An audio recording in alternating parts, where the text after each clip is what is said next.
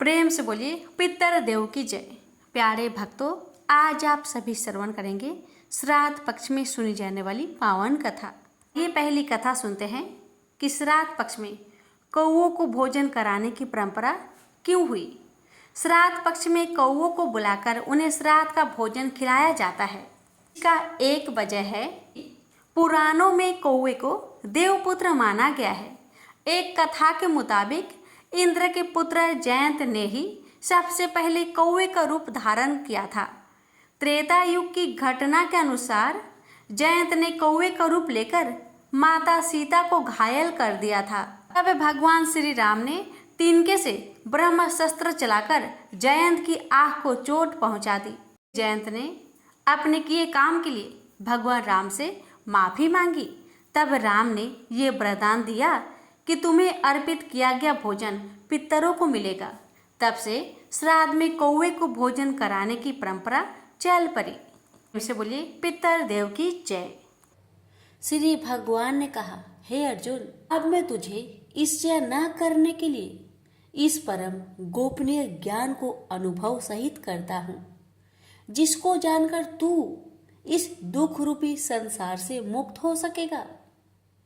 यह ज्ञान सभी विद्याओं का राजा, सभी गोपनीयों से भी अति गोपनीय, परम पवित्र, परम श्रेष्ठ है। यह ज्ञान धर्म के अनुसार सुखपूर्वक कर्तव्य कर्म के द्वारा अविनाशी परमात्मा का प्रत्यक्ष अनुभव कराने वाला है।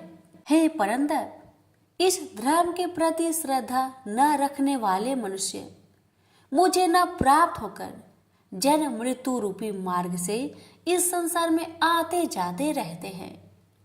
मेरे कारण ही यह सारा संसार दिखाई देता है और मैं ही इस संपूर्ण जगत में अदृश्य शक्ति रूप में सभी जगह स्थित हूँ।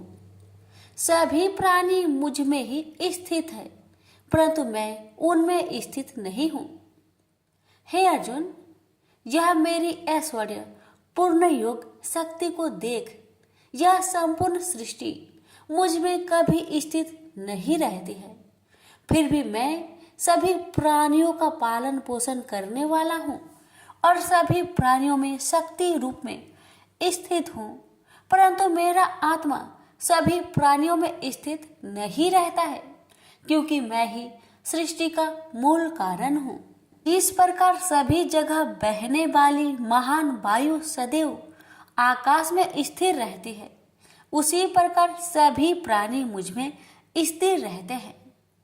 हे कुंती पुत्र, कल्प के अंत में सभी प्राणी मेरे प्रकृतिक में प्रवेश करके विलीन हो जाते हैं और अगले कल्प के आरंभ में उनको अपनी इच्छा शक्ति से फिर उत्पन्न करता हूँ।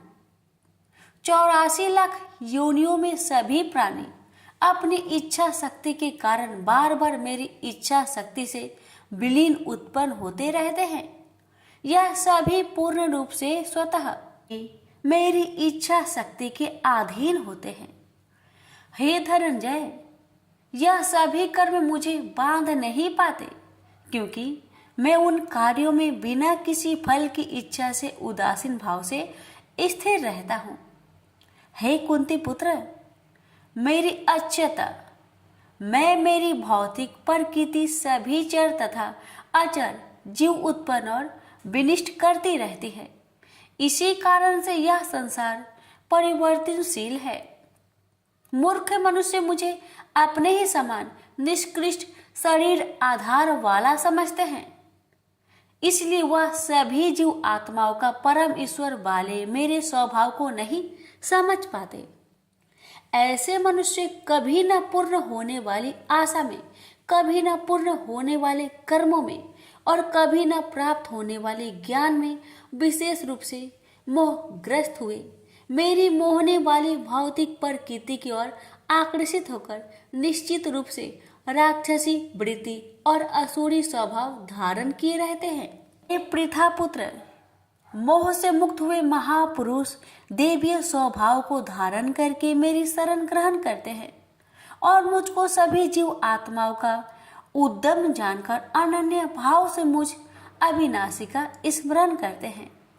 ऐसे महापुरुष दृढ़ संकल्प से प्रयत्न करके निरंतर मेरे नाम और महिमा का गुणगान करते हैं और सदैव मेरी पूजा में स्थिर होकर मुझे बार बार प्रणाम करते हुए मेरी पूजा करते हैं। कुछ मनुष्य ज्ञान के अनुशीलन द्वारा यज्ञ करके, कुछ मनुष्य मुझे एक ही तत्व जानकर, कुछ मनुष्य अलग अलग तत्व जानकर अनेक विधियों से निश्चित रूप से मेरे विश्व स्वरूप की पूजा करते हैं। हे अर्जुन, मैं ही वैदिक कर्म कांड को करने वाला हूँ, मैं ही यज्ञ हूँ, मैं ही पितरों को दिए जाने वाला तर्पण हूँ, मैं ही जड़ी बूटी रूप में औषधि हूँ, मैं ही मंत्र हूँ, मैं ही घृत हूँ, मैं ही अग्नि हूँ और मैं ही हवन में दी जाने वाली आहुति हूँ। इस संपूर्ण ब्रह्मांड का मैं ही पालन करने वाला पिता हूँ, मैं ही उत्पन्न करने वाली माता हूँ, मैं ही मूल स्रोत दादा हूँ, मैं ही इसे धारण करने वाला हूँ, मैं ही पवित्र करने वाला ओमकार शब्द से जानने योग्य हूँ, मैं ही ऋग्वेद, सामवेद और यजुर्वेद हूँ, मैं ही सभी प्राप्त होने वाला परम लक्ष्य हूँ, मैं ही सभी का भरण पोषण करने वाला हूँ, मैं ही सभी का स्वामी हूँ, मैं ही सभी के अच्छे बुरे कर्मों को देखने वाला हूँ, मैं ही सभी का परम धाम हूँ, मैं ही सभी की शरण स्थली हूँ, मैं ही सभी से प्रेम करने वाला घनिष्ठ मित्र हूँ, मैं ही सृष्टि को उत्पन्न करने वाला हूँ, मैं ही सृष्टि के संहार करने वाला हूँ, मैं ही सभी का स्थिर आधार हूँ, मैं ही सभी को आश्रय देने वाला हूँ और मैं ही सभी का अविनाशी कारण हूँ। हे अर्जुन, मैं ही सूर्य रूप में तपकर जल को भाप रूप में रोककर बारिश रूप में उत्पन्न करता हूँ, मैं ही निश्चित रूप से अमर तत्व हूँ, मैं ही मृत तत्व हूँ, मैं ही सत्य रूप में सत्य हूँ और मैं ही असत्य रूप में पदार्थ हूँ। जो मनुष्य तीनों वेदों के अनुसार यज्ञों के द्वारा मेरी पूजा करके सभी पापों से पवित्र होकर सोमरस को पीने वाले की स्वर्ग लोकों की प्राप्ति के लिए प्रार्थना करते हैं, वह मनुष्य अपने पुण्य के फल स्वर्ग इंद्रलोक में जन्म को प्राप्त होकर स्वर्ग में देवी देवताओं वाले सुखों को भोगते हैं। वह जीव आत्मा उस विशाल स्वर्ग लोक के सुखों का भोग करके पुण्य फलों के समाप्त होने पर इस मृत्यु लोक में पुनः जन्म को प्राप्त होते हैं। इस प्रकार तीनों वेदों के सिद्धांतों का पालन करके सांसारिक सुख की कामना वाले मनुष्य बार बार जन्म और मृत्यु को प्राप्त होते हैं। जो मनुष्य एकमात्र मुझे लक्ष्य मानकर अनन्य भाव से मेरी स्मरण करते हुए कर्तव्य कर्म द्वारा पूजा करते हैं, जो सदैव निरंतर मेरी भक्ति में लीन रहता है, उस मनुष्य की सभी आवश्यकताएं और सुरक्षा की जिम्मेदारी मैं स्वयं निभाता हूँ। हे कुंती पुत्र, जो भी मनुष्य श्रद्धा पूर्वक भक्ति भाव से अन्य देवी देवताओं को पूजा करते हैं, वह भी निश्चित रूप से मेरी ही पूजा करते हैं, किंतु उनका वह पूजा करना अज्ञानता पूर्ण मेरी प्राप्ति की विधि से अलग त्रुटि पूर्ण होता है। मैं ही निश्चित रूप से समस्त यागों का भोग करने वाला हूँ और मैं ही स्वामी हूँ, परंतु वह मनुष्य मेरी वास्तविक रूप को तत्व से नहीं जानते, इसलिए वह कामनाओं के अनुसार पूर्ण जन्म को प्राप्त होते हैं। जो मनुष्य देवताओं की पूजा करते हैं वह देवताओं को प्राप्त होते हैं, जो अपने पूर्वजों की पूजा करते हैं वह पूर्वजों को प्राप्त होते हैं, जो भूतों की पूजा करते हैं वह उन भूतों के कुल को प्राप्त होते हैं, परंतु जो मनुष्य मेरी पूजा करते हैं वह मुझे ही प्राप्त होते हैं। जो मनुष्य एक पत्ता, एक फूल, एक फल, थोड़ा सा जल और कुछ भी निष्काम भक्ति भाव से अर्पित करता है, उस शुद्ध भक्त का निष्काम भक्ति भाव से अर्पित किया हुआ सभी कुछ मैं स्वीकार करता हूँ। हे कुंती पुत्र, तू जो भी कर्म करता है, जो भी खाता है, जो भी हवन करता है, जो भी दान देता है और जो भी तपस्या करता है, उस सभी को मुझे समर्पित करते हुए कर। इस प्रकार तू समस्त अच्छे और बुरे कर्मों के फलों के बंधन से मुक्त हो जाएगा और मन से सभी सांसारिक कर्मों को त्याग कर मन को परमात्मा में स्थिर करके विशेष रूप से मुक्त होकर मुझे ही प्राप्त होगा। मैं सभी प्राणियों में समान रूप से स्थित हूँ। सृष्टि में न किसी से देश रखता हूँ और न ही कोई मेरा प्रिय है, परंतु जो मनुष्य शुद्ध भक्ति भाव से मेरा स्मरण करता है तब वह मुझ में स्थिर रहता है और मैं भी निश्चित रूप से उसमें स्थिर रहता हूँ। आदि कोई भी अत्यंत दुराचारी मनुष्य अनन्य भाव से मेरा निरंतर स्मरण करता है तो वह निश्चित रूप से साधु ही समझना चाहिए, क्योंकि वह संपूर्ण रूप से मेरी भक्ति में स्थित है। हे अर्जुन, वह शीघ्र ही मन से शुद्ध होकर धर्म का आचरण करता हुआ चिर अस्थायी परम शांति को प्राप्त होता है। इसलिए तू निश्चित होकर घोषित कर दे कि मेरा भक्त कभी नष्ट नहीं होता। हे पृथा पुत्र, स्त्री, वैश्य, शूद्र, अन्य किसी भी निम्न योनि में उत्पन्न होने वाले मनुष्य हो, वह भी मेरी शरण ग्रहण करके मेरी परम धाम को ही प्राप्त होते हैं।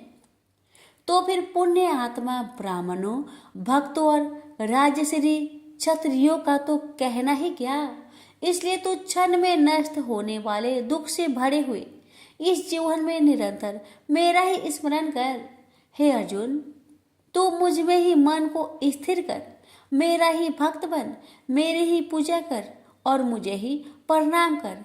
इस प्रकार अपने मन को मुझ परमात्मा में पूर्ण स्वरूप से स्थिर करके मेरी शरण होकर तू निश्चित रूप से मुझे ही प्राप्त होगा। इस प्रकार उपनिषद, ब्रह्म विद्या तथा योग शास्त्र रूप श्रीमद् भागवत गीता के श्री कृष्ण अर्जुन संवाद में राजविद्या योग नाम का 9वां अध्याय संपूर्ण हुआ। प्रेम से बोलिए श्री कृष्ण भगवान की जय। आप सुनेंगे 9वां अध्याय का महात्म्य। श्री नारायण जी बोले, हे लक्ष्मी जी, दक्षिण देश में एक भाव सुशर्मा नामक क्षुद्र रहता था। वह बड़ा पापी और मांस मदिरा भक्षी था। एक दिन मदिरा पीने से उसकी देह छूट गई और मरकर प्रेत हुआ। वृक्ष पर बैठ गया। एक ब्राह्मण भी उसी नगर में रहता था। दिन को भिक्षा मांगकर स्त्री को लाकर देता। नारी उसकी कलहनी थी। समय पाकर उन दोनों ने प्राण त्यागे और वह दोनों मरकर प्रेत हुए और वह भी उस वृक्ष के तले में आकर रहे। कुछ काल व्यतीत हुआ। तब एक दिन उसकी नारी पिचासनी ने कहा, पुरुष पिचास, तुमको कुछ पिछले जन्म की खबर है?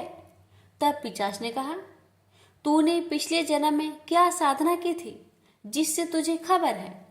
तब उस पिचास ने कहा, मैंने पिछले जन्म में एक ब्राह्मण से आध्यात्मिक कर्म सुना था। तब फिर पिचासनी ने कहा, तूने और कौन सी साधना की थी तथा वह ब्राह्मण कौन था और वह आध्यात्मिक कर्म कौन सा है जिसके सुनने से तुझे पिछले जन्म की खबर है? पिचास ने कहा, मैंने और कुछ पुण्य किया, केवल गीता जी का श्लोक श्रवण किया। उसका प्रयोजन यह है कि एक समय अर्जुन ने श्री कृष्ण से 3 बातें पूछी थी जो गीता जी की 9वें अध्याय में लिखी है। वह तीनों बातें पिचासनी ने पिचास से श्रवण करी। इन बातों के सुनते ही एक और प्रेत उस वृक्ष से निकला। उसने कहा, अरे पिचासनी, यह 3 बातें फिर से कहो जो अभी सुना रही थी। पिचासनी ने कहा, तू कौन है? मैं तुझे नहीं जानती। मैं अपने पति से पूछती हूँ वह कर्म कौन था जिससे पिछले जन्म की बातें याद रही।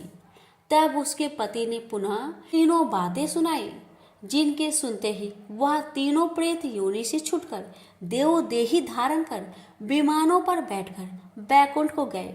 श्री भगवान जी बोले, हे लक्ष्मी, यह 9वें अध्याय का महात्म्य है। प्रेम से बोलिए लक्ष्मी नारायण की जय। कृष्ण भगवान बोले, हे महाबाहो, मेरी और भी कल्याण कारण वचन सुनो। तुम पर मेरी अत्यंत प्रीति है, अतएव तुम्हारे कल्याण के लिए मैं कहता हूँ। मेरी उत्पत्ति का हाल न तो देवता ही जानते हैं और न महर्षि लोग। मैं ही देवों और महर्षियों का आदि कारण हूँ।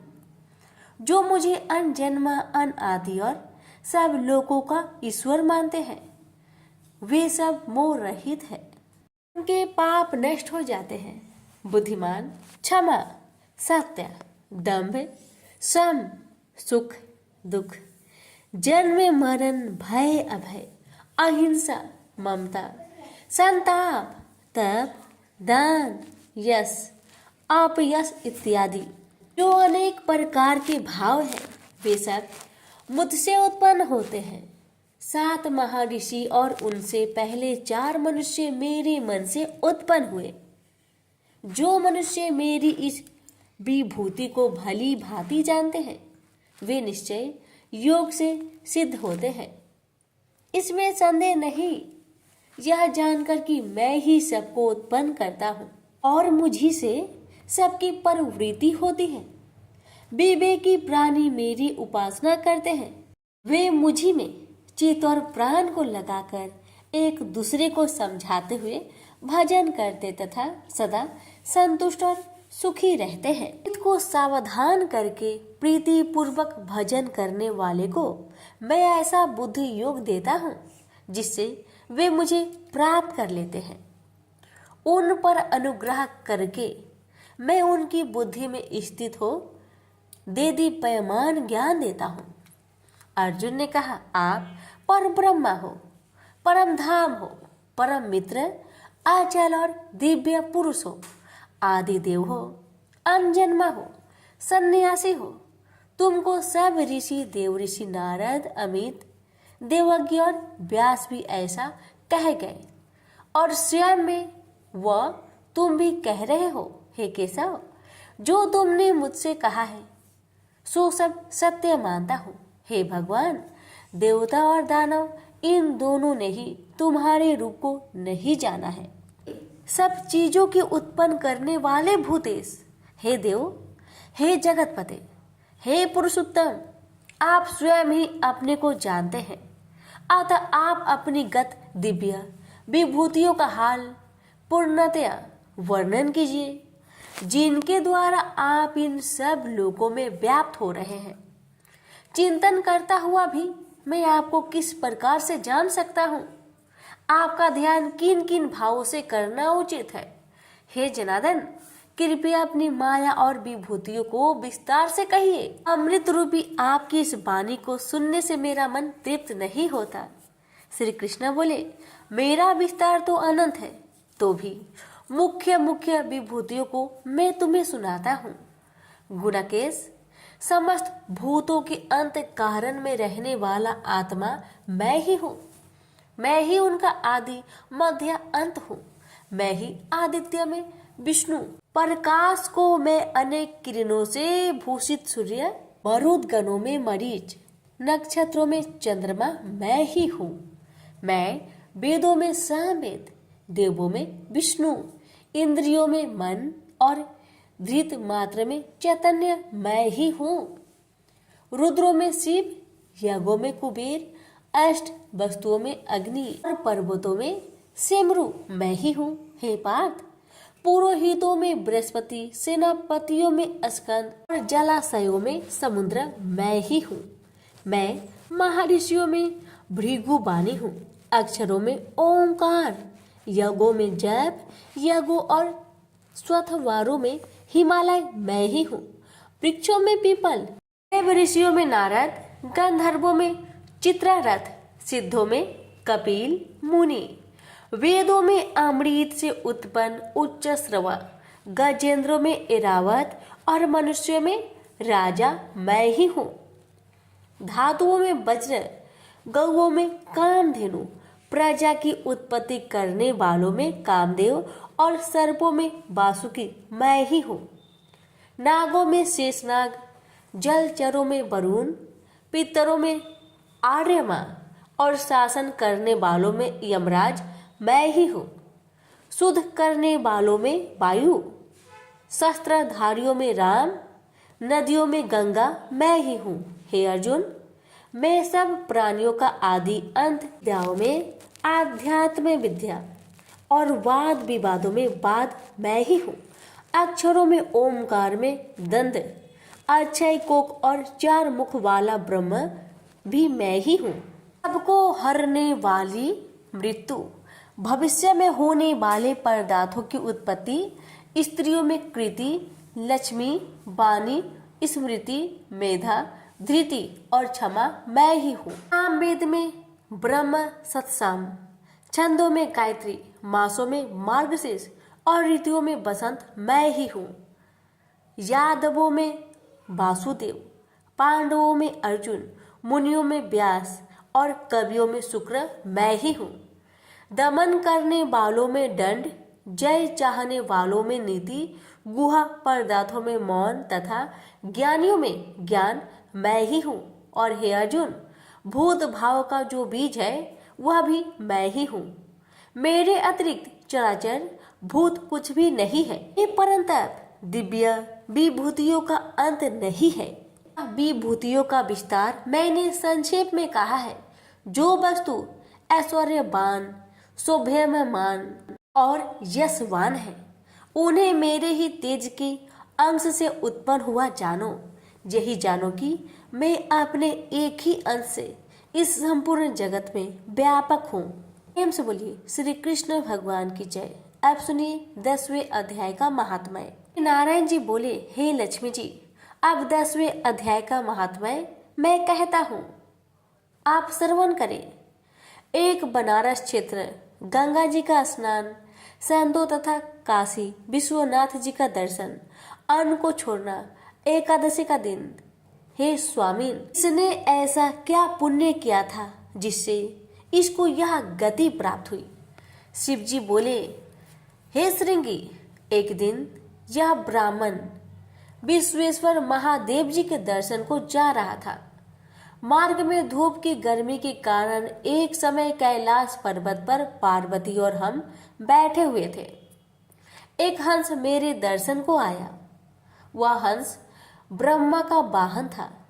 ब्रह्मलोक से मान सरोवर को जाता था। उस सरोवर में सुंदर कमल के फूल थे।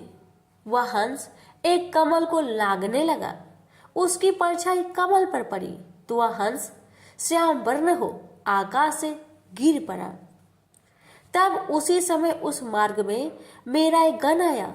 हंस को गिरा देख गण ने कहा, हे स्वामी, वह हंस आपके दर्शन को आया था, सो श्याम वर्ण हो गया। इसका क्या कारण है? ऐसा क्यों हुआ? हंस ने कहा, मैं आपके दर्शन को आ रहा था। मान सरोवर में कमल के फूल खिले हुए थे, उसको लांघ कर आया।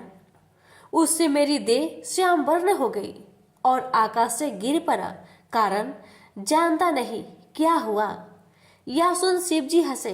तब आकाशवाणी हुई कि हे शंभु जी, कमलनी से पूछो, वह कहेगी। कमलनी ने कहा, मैं पूर्व जन्म में पद्मावती नामक अप्सरा थी। उस समय एक ब्राह्मण गंगा के किनारे स्नान कर गीता जी के 10वें अध्याय का पाठ किया करता था। एक दिन इंद्र का सिंहासन हिला। तब इंद्र ने मुझे आज्ञा दी कि तू जाकर उस ब्राह्मण की तपस्या भंग कर। आज्ञा पाकर मैं उस ब्रीप के पास गई। उस ब्रीप ने मुझे श्राप देकर कहा, अरे पापिनी, तू कमलनी हो जा। उसी समय मैं कमलनी हो गई। तभी से मैं गीता जी के 10वें अध्याय का पाठ करती हूँ। उसी से मेरा यह तेज है कि मुझको लांघने वाला काला होकर अचेत हो जाता है। हंस ने कहा, मेरा यह श्याम वर्ण कैसे श्वेत होगा और तू इस कमल देह से छूटकर कैसे देव देही पाई? तब कमलनी बोली, जब कोई श्री गीता जी के 10वें अध्याय का पाठ सुनाएगा उद्धार होगा। तब एक ब्राह्मण ने सरोवर में स्नान कर गीता जी के 10वें अध्याय का पाठ किया। उसे हंस ने और कमलनी ने सुना। तब उसका उद्धार हुआ। प्रेम से बोलिए लक्ष्मी नारायण की जय, उमापति शंकर भगवान की जय।